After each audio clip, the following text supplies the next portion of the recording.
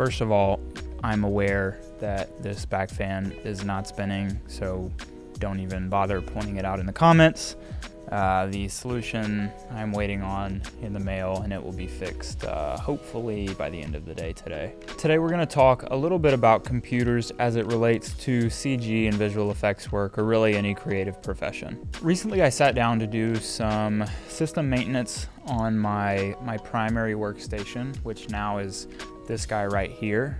But as you'll see from me yesterday, I ended up essentially rebuilding my system. Oh my God.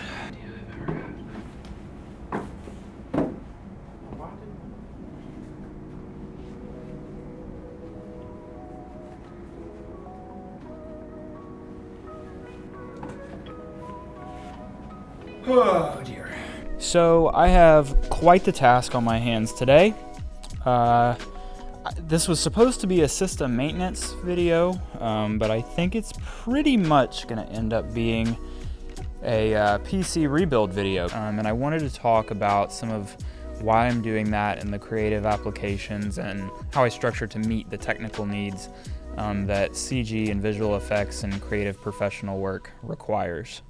This required me to get a bunch of new parts, and some of which I had to wait for from the mail.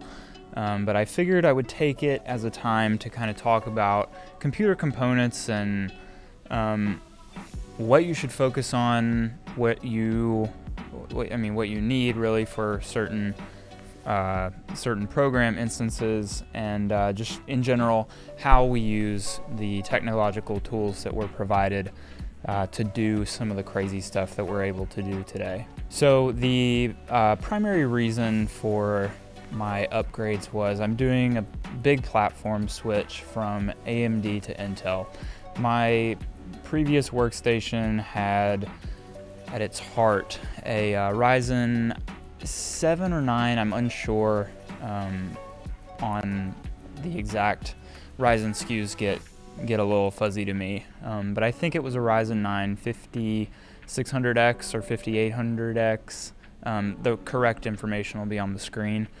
But I had a 6-core and then obviously 12-thread processor. And while it did handle most things that I asked it to do fairly well, running some Photoshop actions or navigating my viewport with a large amount of scene geometry proved to be an issue at different times. And I switched from the 5600X to the new Alder i9 12900K, and thus far benchmarks have shown it to be more than capable of the things that I want it to do.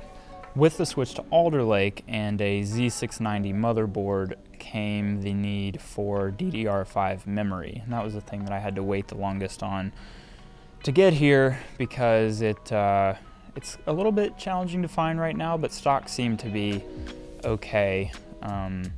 So I think I have in here 64 gigs of DDR5 5200 megahertz Corsair Dominator Platinum. And memory in CG and VFX work gets really heavy, and so I have 2 sticks of 32 gigs in here so that I can upgrade and will be upgrading in the near future to 128 gigabytes of memory. Memory is what's going to hold a lot of the instructions from your system that you're currently accessing. So any project that you're currently working on, a lot of buffer is stored in memory and stuff like that. With that, I mentioned the Z690 motherboard, and mine, I believe, is the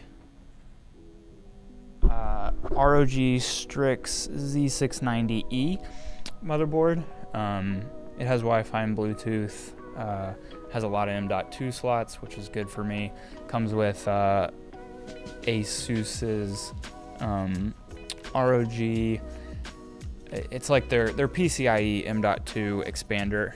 I'll put a B-roll shot or something on the screen of it right now, and so I don't have that in at the moment, but when I upgrade some storage, that will be the case.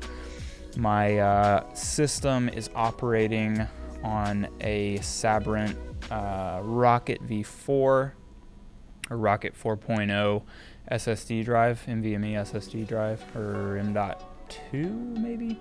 I'm not entirely sure too much about the difference, but that came out of my last system and has never given me any trouble. Has insanely fast read and write speeds. Anything program related that stays on it from my operating system is a breeze to pick up, and I've had no trouble. I have no complaints. A lot of my assets and my content stay on an 8 terabyte Western Digital Red NAS drive. I have 2 more of those on the way for this system, so plan to do a lot of content production in the next year, and I'm very excited to be able to store and keep some, if not all of my raw footage. My graphics card came out of my previous system as well, but is less than a month old.